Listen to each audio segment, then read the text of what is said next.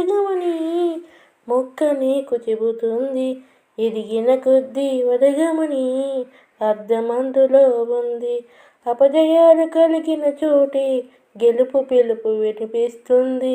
ఆకులన్నీ రాలిన చోటే కొత్త చిగురు కనిపిస్తుంది.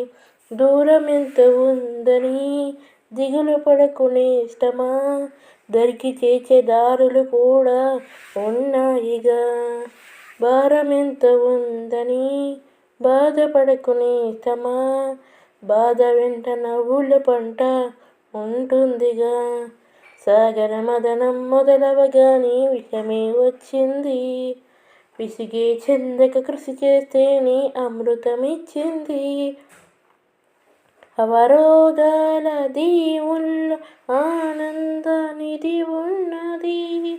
కష్టాల వారిది దాటిన వారికి సొంతమవుతుంది. తెలుసుకుంటే సత్యమిది, తలుచుకుంటే సాధ్యమిది.